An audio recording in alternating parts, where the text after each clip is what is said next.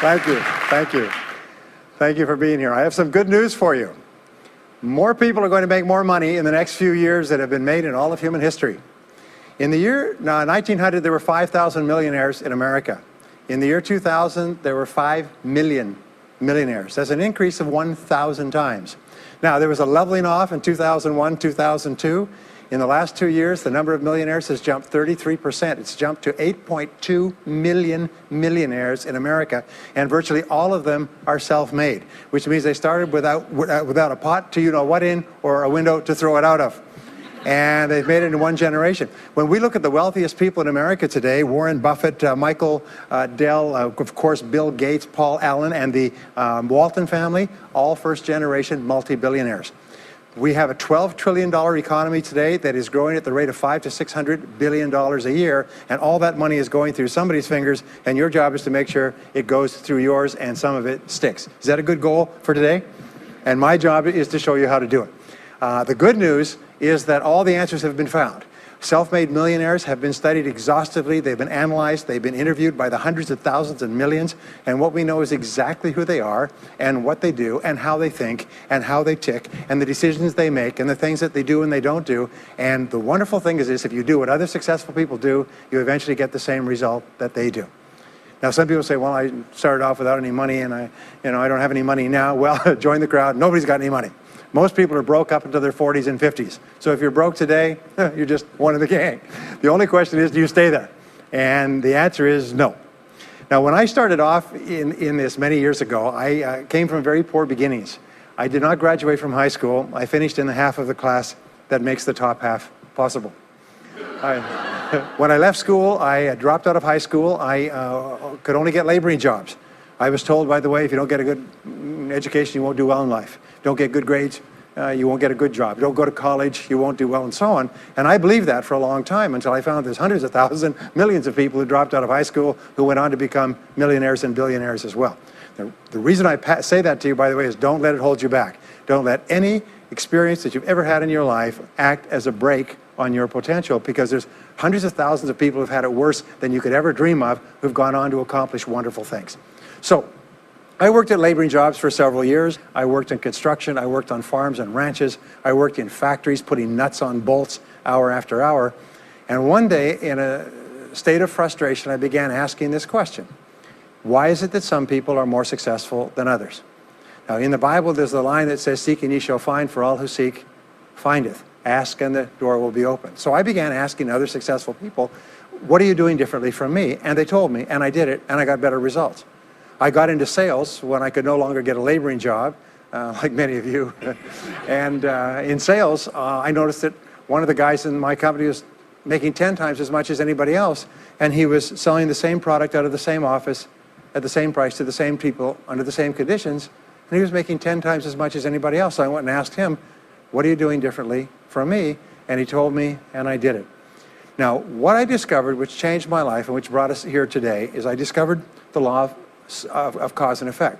The law of cause and effect, sowing and reaping, action and reaction, is the great universal or iron law of the universe. What it says is that everything happens for a reason, is that there are no causeless effects, is that even if we don't know what is causing the effect, we trace it back.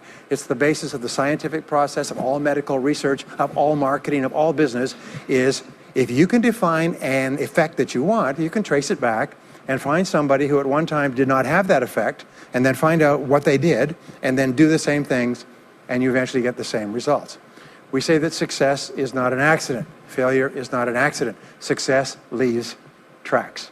So if you just follow the tracks of other successful people, no matter where you're starting from, you eventually get to the same place that they get. Well, this was a shocker for me, because, and I learned later in psychology, by the way, that one of the two most important things we need to have to be happy and healthy is a sense of control, a feeling that we are in control of our lives, that things are happening for a reason, and a sense of coherence, a feeling that things fit together. Well, when I realized the law of cause and effect explained everything, I got, wow. So in sales, I went to the top of my sales force. I read and I learned, attended courses, and especially I applied what I learned. And then when I got into sales management, I again read the books and took the courses and asked for advice. And when I got into real estate and importation and development and manufacturing and distribution and a whole series of businesses over the years, the first thing I did is I asked, how does it work? How do people succeed in this field? And then I buried myself and immersed myself. I spent hours and hours and hours studying, and then I did what the most successful people did. Interesting point. We say that nature is neutral. In other words, nature doesn't care who you are. It doesn't care if you're tall or short or male or female or black or white, educated or uneducated. Nature doesn't care. All that nature cares is that you do what successful people do. It's like making a recipe. Nature doesn't care if you follow a recipe. If you follow the recipe exactly, you get the dish. Nature doesn't care who's doing it. And that's the wonderful thing about our society. It's basically like justice. It's blind, is nature doesn't care. In fact, there are a lot of people who are not as smart and not as talented as you who are doing vastly better than you, not because they're better, but because they're just following proven success methods. There's nothing that will make you madder than to see somebody who's dumber than you, who's making more money than you, right? Have you had that experience? So what we do is we use proven success methods. We just find out what they are, and we do them over and over again. Quick point, nothing works the first time, okay? Please understand that. Nothing works the first time. What is the average number of times that a person tries with a new goal before they give up? Can you guess? Well, the average is less than 1, because most people give up before they try even once. They say, that's a great goal. I'd love to be financially independent. And then they give up. They don't even try. They say, but I couldn't because of this and because of that and so on. And then they move away to a wonderful place called Someday I'll. You ever heard of Someday I'll? Someday I'll start saving money. Someday I'll get out of debt. Someday I'll lose weight. Someday I'll start a business. Someday I'll get serious about my finances. And most people live on Someday I'll. Your job and my job is to vote yourself off the island, right? And we start taking control of our lives. Well, about some years ago, I was called by a major businessman, and he asked me if I would do a talk for his 800 entrepreneurs that own separate franchises within his organization on how to become a self-made millionaire. And I said, sure. When you're a young speaker, you agree to speak on any subject. Sure, I'll speak on that subject. Now, I was just like most people. When I was young, I wanted to be a millionaire by the time I was 30. And when I hit 30, I put it off to 35. And as I got to 35, you put it off to 40, and then you kind of just don't look at it anymore. You forget about it and feel the deck is stacked against you.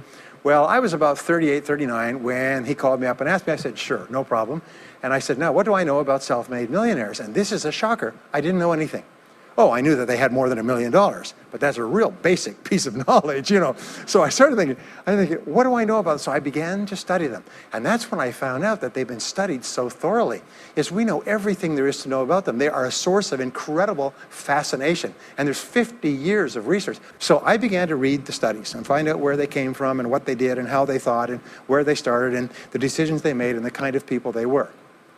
One of the things that I learned, by the way, is that becoming a self-made millionaire is not the important thing. What is really important is the person you have to become a self-made millionaire. You have to become a totally different human being. One of my friends says that in order to achieve something you've never achieved before, you have to become someone you've never been before. And it's a really important insight, is the qualities that you need to develop, qualities on the inside to become a self-made millionaire, are incredible qualities that make you a vastly better person. Not only better in terms of character, determination, discipline, decision-making, strength, and so on, but they make you a far better person. They round out your character in a far better way. So the real payoff of becoming wealthy is not because you can eat more, because how many more meals can you eat? How many more clothes can you wear? But it's the kind of person that you become, and then the kind of people that you associate, the kind of life that you have. And so the things that we're going to talk about now, and I know that you're some of the smartest people in our country, so I'm going to give you these ideas very quickly, like dealing cards. What I found in my research is that there's a series of qualities that self-made millionaires have. If you have these qualities, your success is virtually guaranteed. And if you don't have these qualities, the qualities are learnable. Point number one is that all business or sales skills are learnable. All financial skills are learnable. If you can drive a car, you can learn any skill. If you can drive a car, you can learn the skill. Now, number two is you're probably only one skill away from doubling your income right now. You're probably only one skill away from setting yourself on the road to becoming a self-made millionaire. That turns out to be the case for almost everyone. And if you don't know what that skill is, maybe over the course of the time we spend together, it'll jump out at you. But whatever it is, you've got to find it out and go to work on it, because it is learnable. It's a learnable skill. People say, well, I've never been very good with money. Well, get over it. The fact of the matter is, you can learn what you need to learn to achieve anything that you want to achieve.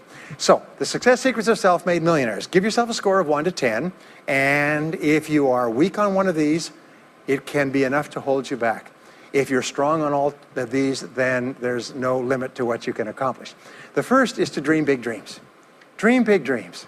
Practice what is called back from the future thinking and project forward. Develop a vision of yourself as happy, healthy, wealthy, thin. Practice what top people practice, which is what is called idealization. You project forward several years and that you imagine that your life is perfect in every way. Imagine that you have no limitations. Imagine that you have all the time and all the money and all the friends and all the contacts and all the education, all the experience, and that you could be or have or do anything you want in life. If you could, what would it be? If your life were perfect in 5 years, what would it look like? How much would you be earning? How much would you be worth? What kind of a family life would you have? What kind of health would you have? What kind of car would you be driving? What would your life be like if you could wave a magic wand and make it perfect in every way? Now, what we have found is this is the starting point of great riches, and it's the starting point of great success in life, is for you to have a dream or a vision of a wonderful future. Here's an exercise that we give people in our audiences, is take a sheet of paper and make up what is called a dream list. Now imagine this is kind of like a kid's Christmas list, and that it just allows you to just run wild and just write down everything that you could think of that you could possibly want. I had a friend who I taught this to, and he got so excited about it, he bought a spiral notebook, and he began writing. And he'd go through the newspaper, and every single thing he saw in the newspaper that was nice, he wrote it down as a goal. He ended up, first time through, with 330 goals. With the end of the month, he had 500 things that he wanted. The interesting thing was that his life exploded. He activated the law of attraction, and he began to attract into his life people, circumstances, ideas, resources, insights that began to move him toward the accomplishment of the goals and began to move the goals toward him. Number 2 is to do what you love to do. Whenever you find people who are really successful in life, they're people who do what they love to do. They love their work. The great rule for success in life is to find something that you love to do and then find a way to make a living doing it. Now, when you find what you love to do, it'll be something that gives you energy, it motivates you, it enthuses you. It's probably something that you were meant to do from the time you were born. And when you ask self-made millionaires, what sort of work do you do? They'll often say, I've never worked a day in my life. I just do what I like to do. I had a graduate in my course once who came up to me and said, that's interesting. He said, when I was a little boy, I loved to study airplanes. He said, I got airplane books, and I had airplane models, and I had toy planes, and then I got into competitions with remote-controlled planes. He said, when I grew up and went to school, I studied aeronautical engineering. He said, today, he said, I'm 35. He said, I own 3 companies. One builds small aircraft. Another one repairs and services small aircraft. Another one is in leasing and chartering small aircraft. He said, I've never worked a day in my life. He said, I've just played with planes since the time I was a kid. So one of the things that you can do is go back to the time when you were young, as a child between the ages of 7 and 14, before you discovered boys or girls, and what is it that you really love to do? And you'll often find that within that is something you're supposed to do as an adult. Number 3 is commit to excellence. Now this is really, really important, and I had a hard time with this as a young man because I was never good at anything. I was never picked for any team, and if I was picked, I was the first person cut. I got lousy grades in every class. I got fired from multiple jobs. I even got fired from a job pumping gas once. Can you imagine that? Being fired for pumping gas because you're no good. They came out and said, you're no good at pumping gas. How can you be no good? Little old ladies can pump gas, and here I was no good at pumping gas. Anyway, so I got fired. I went from job to job, and then I discovered that all people who are successful are excellent at what they do. You know the old question they asked Willie Sutton, the bank robber, why do you rob banks? He said, well, that's where the money is. Well, being in the top 10% is where the money is. So what you have to do is you have to pay any price and make any sacrifice to get into the top 10% in your field. Now here's the good news. If you're doing what you love to do, you will want to be in the top 10% in your field. If you don't want to be excellent at what you're doing, it means you're in the wrong field. It just means that you're marking time, you're treading water. And there's a lot of people who are in their field and they do their job and they go home at night and don't think about their work and so on. And this kind of an attitude means that you have no future. You have a very shaky present. That crackling sound you hear is the ice breaking under your feet, okay? And you have no future, because if you're not doing what you love to do and throwing your whole heart into it, you're just marking time. But everybody is designed so that there is something that you love to do that you can do well. And the fact that you love it means that you probably have the ability to excel at it. So make this decision to get into the top 10%. And let me tell you what changed my life.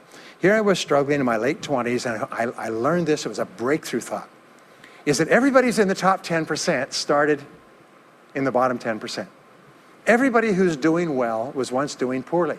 Everybody who is at the top of your field today was once not even in your field at all and didn't even know it existed. What that means is that if you're willing to pay the price and work hard and make the sacrifices, you can get into the top 10%. Now, how long does it take? It doesn't take a week or a month. Most people are really impatient. And to achieve mastery in your field takes 5 to 7 years. People say, 5 to 7 years? Geez, I'll be 5 to 7 years older before I start enjoying the big rewards. Well, how much older will you be in 5 to 7 years anyway? Now, here's an important point. Are you ready? The time is going to pass anyway. The time is going to pass. 5 to 7 years from now, 5 to 7 years will have passed. The only question is, are you going to be at the top of your field, or are you still going to be down there with the mediocre 80%? And the wonderful thing is, nobody's better than you, and nobody's smarter than you. If anybody else is at the top of their field, it means that you can be at the top of your field. Just go to them and find out how they got there, because they started at the bottom. Now, it may take longer for some people and less for others, but everybody who puts one foot in front of the other and keeps moving eventually gets there. And that's where all the rewards are. And not only that, that's where all the joy in life is. When you're really good at what you do, you feel wonderful about yourself. You're respected and esteemed by everybody around you. You can write your own ticket. You can open any door when you're good at what you do. Because you get up in the morning and you know you're good. And that is more important than the rewards that go with it. The next key is to develop your unique talents and abilities. Every single person is designed from infancy with special talents and abilities that, if you develop them to their height, can enable you to accomplish anything you want in life. Everyone is genetically structured to be able to do something superbly, to do something they enjoy, to do it well, and to get great satisfaction from it. Peter Drucker often asks the question, what are you good at? What are you good at today? What should you be good at? What could you be good at? What will you be good at? And so one of the questions that we ask is, looking back in your life, what has been most responsible for your success up to now? What has been most responsible in the past? What is it that you have done that has gotten you the best results? Because as we said before, success leaves tracks. And if you look back into your past, you'll often find indicators that guide you to your future. Do you remember that fellow that won $300 million in the lottery? He was a high school physics teacher. And they asked him what he's going to do with it. He said he's going to take a week off and then get back to work, because he doesn't want to give up his job teaching high school physics, because he loves his work so much. That is a person who's in the right place for him. And now he can just drive to it in a nicer car. Anyway, now the next key to becoming a self-made millionaire is to see yourself as self-employed. What we found is the top 3% of adults in our society see themselves as self-employed. They see themselves as in charge of their own lives. When I started off my career as a young man, I was 21 years old, working as a construction laborer, living in a one-bedroom apartment, broke, taking buses 2 hours every morning to get to work, and buses 2 hours to get back. I still remember that, and I still remember a light going off one evening. I was sitting there in my little apartment, in my little kitchen alcove, and I suddenly realized that I was responsible, that I was in charge of my own life, that no one was coming to the rescue. And it was one of the great turning points in my life. So what you find is that all exceptional people are highly responsible people. They look upon themselves as self-employed. Sometimes I'll ask an audience, I'll say, how many people here are self-employed? And some people will raise their hand and some won't. I'll say, now what's the true answer to this question? And the true answer is that everyone is self-employed. The biggest mistake you could ever make is to ever think you work for anyone else but yourself. Even if someone else signs your paycheck for you all your life, the most valuable people in any organization are the people who treat the company as though it belongs to them. They see everything that happens as affecting them personally. They're not the 9-to-5ers, the no-hopers that say, well, I go to work. When I'm not at work, I don't think about my work. These people, somebody has told them that's a clever way to think. It's the way losers think. Winners think about their company, and when they're not there, they think about how they can do it better. When something happens in their company, they take it personally because they see themselves as highly responsible. As a result, they're paid more, they're given more educational opportunities, they're promoted faster, and these are the people that eventually, like cream, rise to the top of every organization and every industry, the top 3%. The next key to becoming a self-made millionaire is to develop a clear sense of direction. Developing a clear sense of direction means that you need to become intensely goal-oriented. We find that all successful people are goal-oriented. There's an old saying, you can't hit a target that you can't see.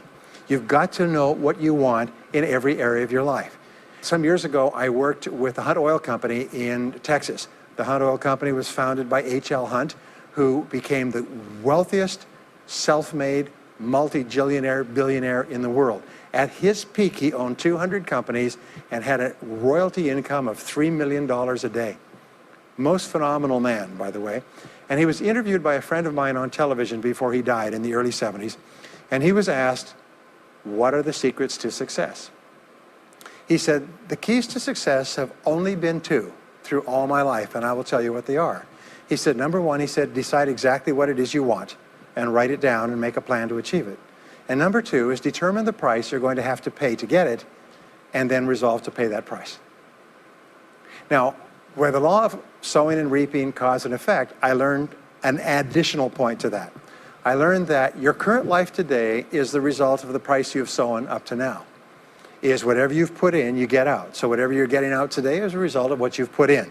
If you don't like what you're getting out, what you have to do is you have to put in something different. What I found is this, is that life is always just in the long run. So therefore, life says this, is there's a price you have to pay, and there's two qualities. First of all, you have to pay the price in full for your success of study, preparation, hard work, and so on. And second of all, you have to pay the price in advance. You don't get it afterwards. The way the world works is first you put in what you need to put in, and then you get out the rewards. So you have to ask yourself, what is the price that you have to pay to achieve the success that you desire? And you have to write it down and make a plan and work on it every day. Now let me give you a quick exercise, which is my only take-home or homework exercise for our time together. I want you to take a piece of paper like this and write down 10 goals that you'd like to accomplish in the next 12 months. Write the word goals and today's date at the top of the page. Write down 10 goals you'd like to accomplish, and then ask yourself this great question. If you could only accomplish one goal on this list, but you could accomplish it within 24 hours, which one goal would have the greatest positive impact on your life? Now this is a great question because it'll usually jump out at you. You say, that's the one. If I had this, that would have more of an impact on my life than anything else. Sometimes it's a financial goal, sometimes it's a health goal, sometimes it's a relationship goal. But whatever it is, put a circle around that goal and then turn the page over and write it at the top of the page. Set a deadline on the goal, make a list of everything that you could think of to do to achieve the goal, and then begin working on your list. And here's the kicker, do something every day. Do something every day that moves you one step forward towards your major goal.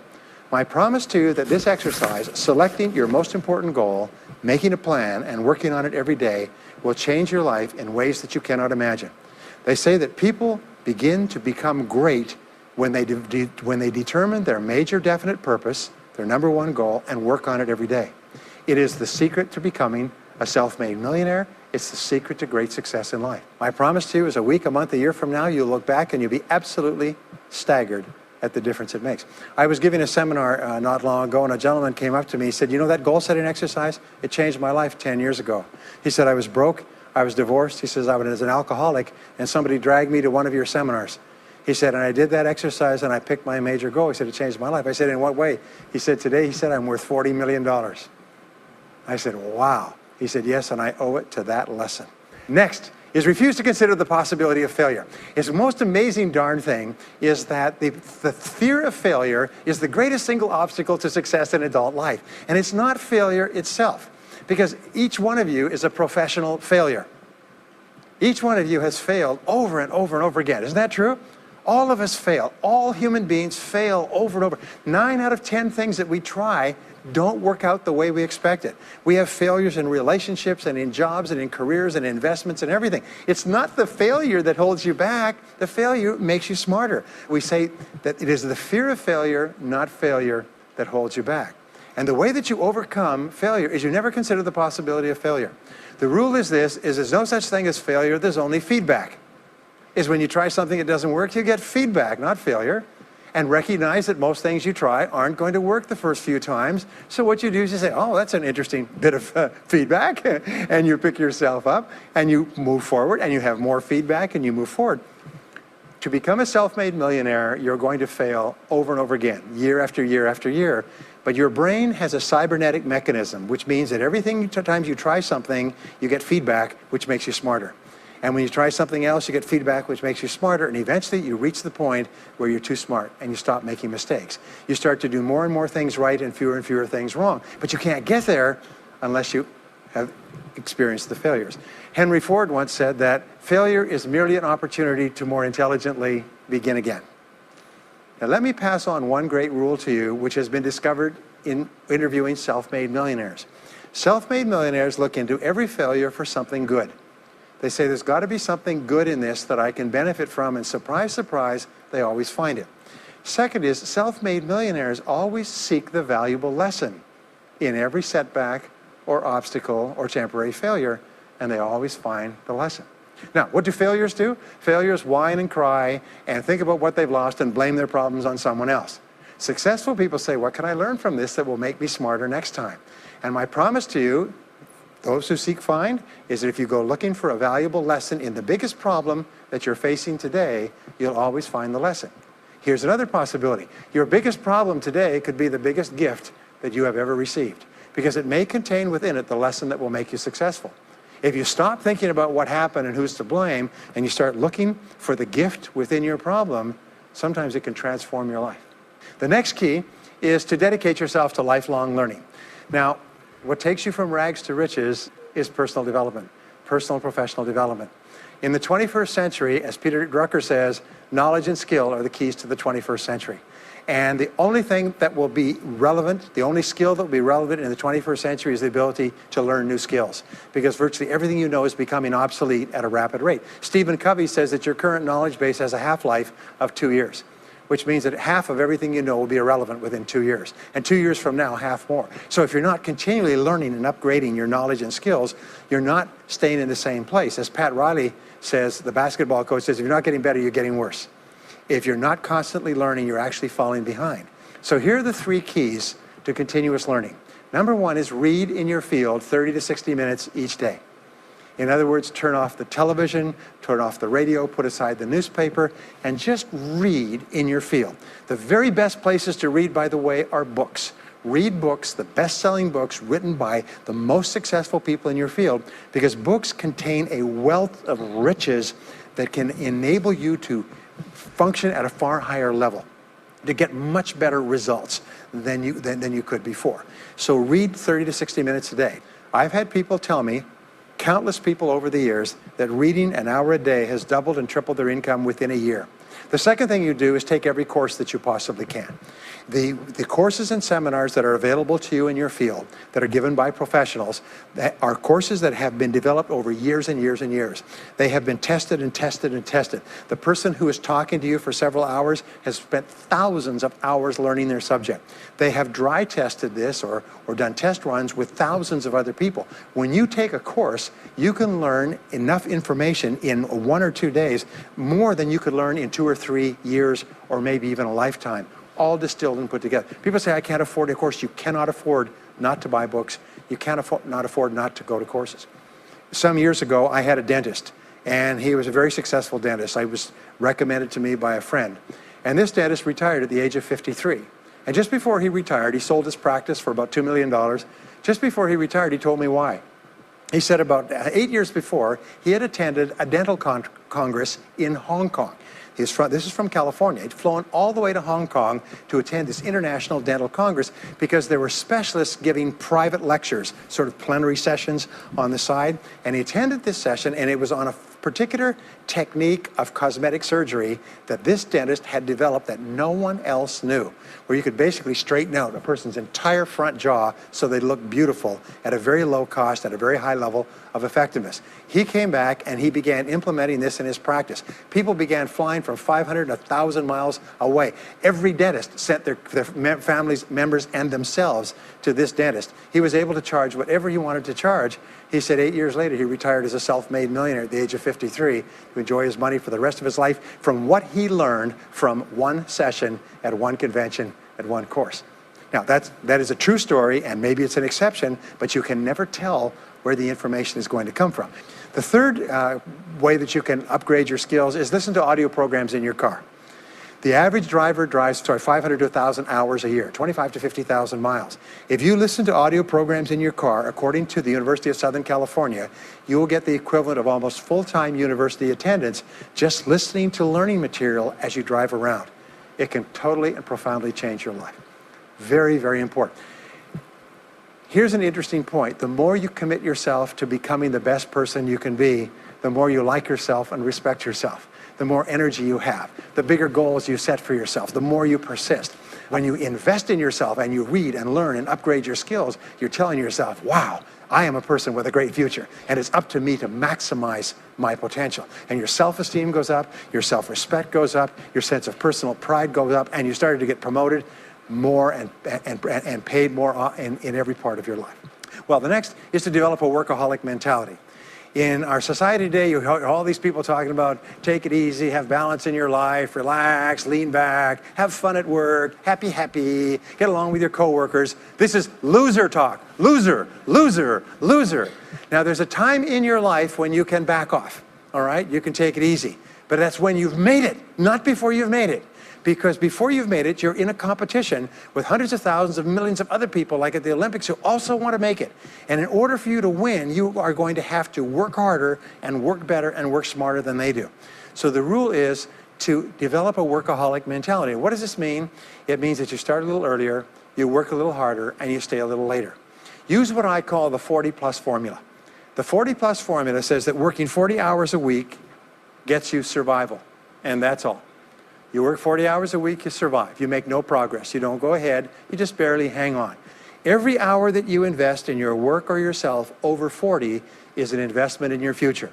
So you can tell what your future is going to be with unerring accuracy by looking at how many hours over 40 you put in. Now, how many hours does the average self-made millionaire in America work until he passes the $1 million mark? 59. Some of them work 70, 80, 90. The average is 59 hours. How much does the average top executive work? 59 hours.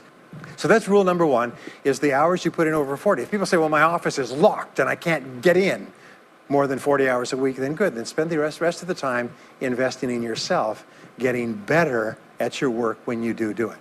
Now, here's my second principle, and this principle changes your life. It is this, is work all the time you work. When you work, work, don't play. Fully 50% of working time today is wasted, and it's wasted in idle conversation, personal business, family phone calls, surfing the internet, reading the newspaper, drinking coffee, long lunchtimes, coming in late and leaving early. And then the other 50%, you're scrambling because you're behind because you've wasted so much time fooling around. Now you start to work, and you don't work on high priority tasks. You try to get rid of all the little stuff.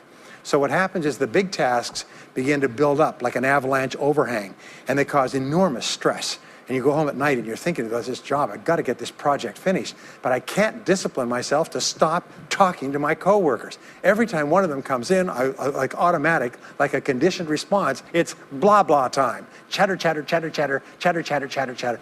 No, what you have to do is work all the time you work. If someone comes in and says, hey, you've got a minute to talk, you say, yes, but not now. Why don't we talk after work? Meanwhile, I've got to get back to work. I'll tell you what, why don't you go down the hall and ruin his career? But don't stand here and ruin mine. It's really important.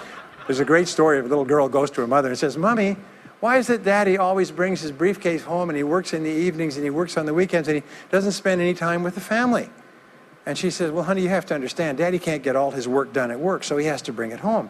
She said, why don't they put him in a slower class? Next key is to get around the right people. This is a key for becoming a self-made millionaire, is get around the right people. Dr. David McClellan at Harvard did studies for 25 years looking into why it is that some people succeeded greatly in life. What he found was as much as 99% of your success in life is going to be determined by what he called your reference group. Your reference group are the people with whom you habitually associate. They're the people that you associate with at work, the people you associate with home, your church, your political party, your social circle. What he found in working with people is that changing a person's reference group totally transformed the way they think. Why? It's because we are like chameleons, and we absorb through the skin the attitudes, the opinions, the behaviors, the style of dress, the style of speech of the people with whom we associate most of the time. If you start to associate with winners most of the time, you find that they have a totally different worldview. They're positive, they're upbeat, they're focused, they're learning, they're growing, they're positive at what they're doing, and you start to become like that. We know that our relationships determine 85% of our happiness or unhappiness in life. In other words, if you have bad relationships, personal relationships, they will drag you down worse than a sea anchor. If you work for a bad boss, it'll destroy all your joy in work. If you have one negative coworker, they found that one negative person in an office can cast a blackness over the whole office because of his or her negativity. And so the most important thing you do is you choose your relationships with care and only associate with people that you like and respect and enjoy being around. Next is be prepared to climb from peak to peak. One of the keys to becoming a self-made millionaire is to realize that life is never one continuous train. It's always up and down. So it goes up. Like if you climb a mountain peak, you have to go down into the valley before you climb the next peak. So all of life is cycles and trends. All of life is cycles and trends. And there's up cycles and there's down cycles, and there's up trends and there's down trends. The question is, what is the general direction of your trends? We say this, is that life is 2 steps forward and 1 step back. Successful people focus on the 2 steps forward, and then they protect themselves on the downside.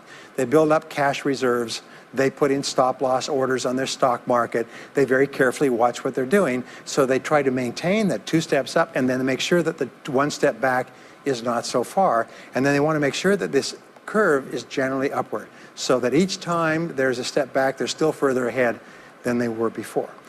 The next one, which is to develop resilience and bounce back. Developing resilience and bouncing back is one of the key qualities of self-made millionaires, because as I said right at the beginning, most things won't work. This is a very interesting point, is that you're going to be knocked down over and over again. And what we know, as my friend Charlie Jones says, is you have to bounce, don't break. And when things go wrong, bounce. And so what I learned many years ago was this interesting technique of what is called mental rehearsal. And mental rehearsal says that you mentally prepare for the inevitable downturns before they occur. So you say, all right, in the course of life, things are going to go wrong, but when they do, I'm not going to become upset. I'm not going to get mad or angry or anything else. I am just going to take it and learn from it and pick myself up and keep going. Sometimes I ask this question, does anybody here have any problems? Everybody says yes, everybody's got problems. Well, here's the rule, is all of life is a continuous series of problems. They never end. The problems just keep on coming, like the waves of the ocean. The only break in this unbroken series of problems will be the occasional crisis. So life will be problem, problem, problem, problem, problem, problem, crisis. Problem, problem, problem, problem, problem, crisis. It's like the waves of the ocean. 6 problems and a crisis, 6 problems and a crisis. Which means that everybody here is either in a crisis right now, has just gotten out of a crisis, or is just about to have a crisis. So what we have found is this: the hallmark of superior people, 30 years of research, is how you respond to a crisis. How you deal with problems and how you respond to a crisis. And what we have found is this, is superior people look for the solution to every problem. They don't allow themselves to become upset and angry. When something goes wrong, they say, okay, what's the solution? And they become intensely solution-oriented. When you have a very intense problem, that stimulates creativity to solve the problem. So what you do is you write and define the problem clearly. If you have a problem, you say, wait a minute, what is my problem? What is it that I'm worried about? And write it down. And the very act of defining a problem clearly often triggers the solution to the problem. One last technique that I want to give you with regard to your major definite purpose. And if you only do these two things as a result of our time together, they will transform your life. You've already identified the one goal that can have the greatest positive impact on your life. Now what you do is you take that goal and you write it at the top of a page in the form of a question. And you say, let us say your goal is to double your income. That could have a major impact on your life. You say, what are all the things that I could do to double my income in the next 12 months? Write it as a clear question. Even better, if you're earning $50,000 a year today, write, what could I do to earn $100,000 over the next 12 months? The more specific the question, the better. Then you devote yourself to writing 20 answers to this question. You must write a minimum of 20 answers. Work harder, work smarter, start earlier, stay later, change occupations, upgrade my skills, whatever it is, keep forcing yourself to write till you've written 20 answers. We call this mindstorming. The first 3 to 5 answers will be easy. The next 3 to 5 answers will be difficult. The last 10 answers will be incredibly difficult. But I have given this exercise to people who've gone on to become millionaires so many times I've lost track, because they often find that the 20th answer changes their whole life.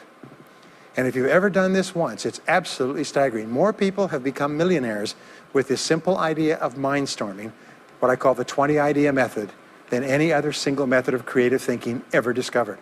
Once you've got your 20 answers, pick one answer and take action on it immediately. Once you've got, it doesn't matter what it is, just take one answer and take action on it, and that will keep you thinking and acting creatively all day long. The next key to becoming a self-made millionaire is to become an unshakable optimist. An unshakable optimist means that you think and talk about what you want most of the time. Optimists think and talk about what they want. They look for the good in every situation. They seek the valuable lesson. They're constantly feeding their mind with great ideas, which opens up new perspectives. What I have found is that optimists have 3 wonderful qualities. Number 1 is they learn more things. As a result, they dramatically increase the likelihood that they will learn the right thing at the right time. Number 2 is they try more things, which dramatically increases the likelihood that they'll try the right thing at the right time. And number 3 is they persist. They never give up. Optimists make a decision that once they've decided they're going to become wealthy, they just never stop until they achieve that goal. Now, will they have many setbacks and obstacles and difficulties?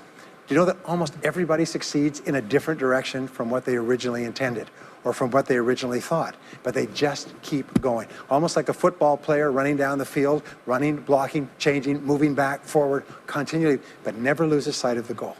So optimists learn more things, try more things, and persist longer. I want to leave you with the last 2 qualities of self-made millionaires. Second to the last quality is that they develop the qualities of courage and persistence. I said before, the biggest single obstacle to success is the fear of failure. The antidote to the fear of failure is the habit of courage. And what we know is that you need 2 types of courage to succeed. The first type of courage is the courage to begin. It's the courage to launch with no guarantees of success. Someone once said that if all obstacles must first be removed, nothing will ever get done. So successful people are willing to think, plan, make decisions, and then take action with no guarantees. We say leap and the net will appear.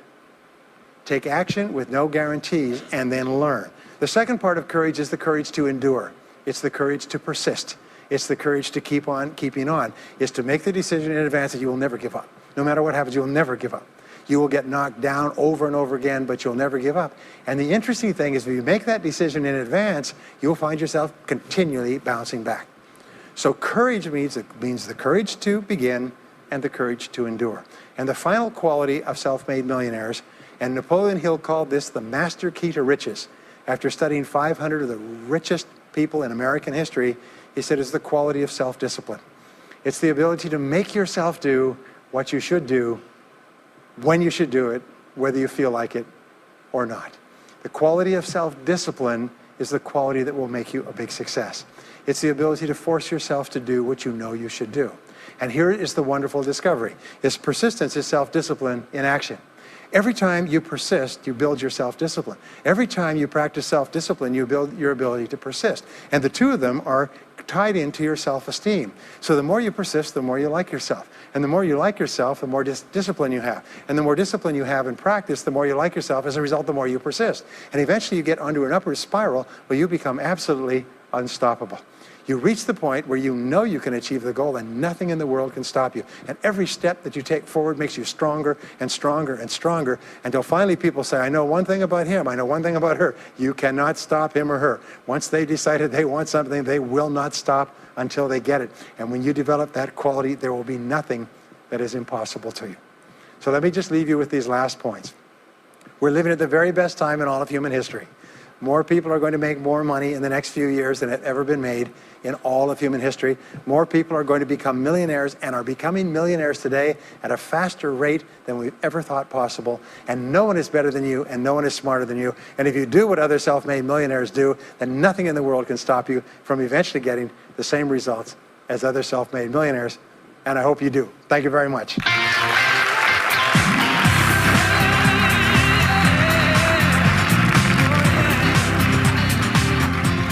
We hope you've enjoyed this special presentation of Brian Tracy's Secrets of Self-Made Millionaires.